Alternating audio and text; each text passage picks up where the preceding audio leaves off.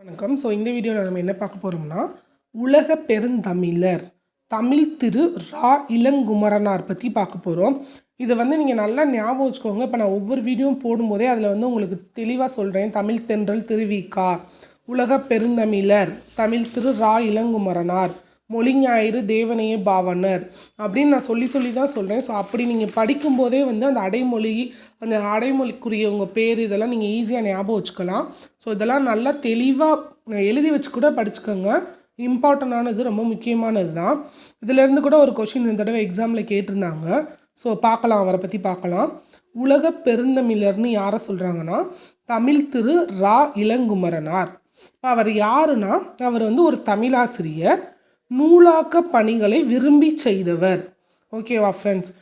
நூலாக்க பணிகளை விரும்பி செய்தவர் யாருன்னு கேட்டால் என்ன சொல்லலாம்? தமிழ் திரு ரா இளங்குமரனார். அதே மாதிரி சொல்லாராய்ச்சியில் பாவாணரும் வியந்த பெருமகனார், இதையுமே கொஷினாக கேட்கலாம்.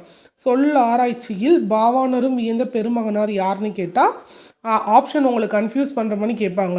ஒன்று இளங்குமரனார்னு கேட்கலாம், இல்லாட்டினா வெறும் அடைமொழியை மட்டும் கூப்பிட்டு உலக பெருந்தமிழர் அப்படின்னு கொடுக்கலாம்.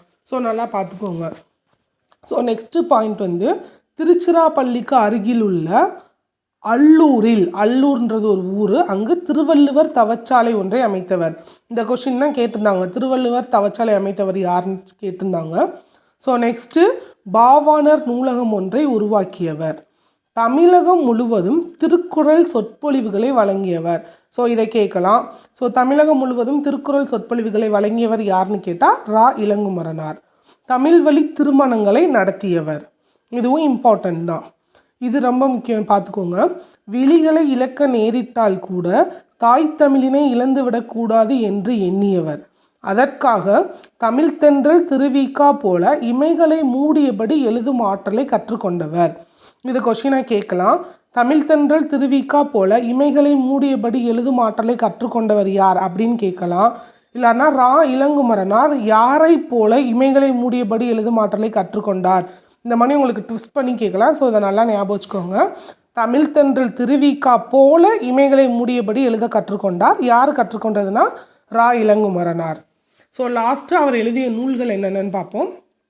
இலக்கண வரலாறு, தமிழிசை இயக்கம், தனித்தமிழ் இயக்கம், பாவாணர் வரலாறு, குண்டலகேசி உரை, யாப்பெருங்கலம் உரை, புறத்திரட்டு உரை, திருக்குறள் தமிழ் மரபுரை, காக்கைப்பாடினிய உரை, தேவநேயம். இதுலேருந்து கண்டிப்பாக கொஷின் கேட்கலாம். உங்களுக்கு யூஸ்ஃபுல்லாக இருக்கும்னு நினைக்கிறேன். உங்களுக்கு யூஸ்ஃபுல்லாக இருந்துச்சுன்னா சப்ஸ்கிரைப் பண்ணிக்கோங்க, ஷேர் பண்ணிக்கோங்க உங்கள் ஃப்ரெண்ட்ஸ்க்கு. Thank you so much. ஏதாச்சும் டவுட்னா கமெண்ட் பண்ணுங்கள். Thank you so much friends.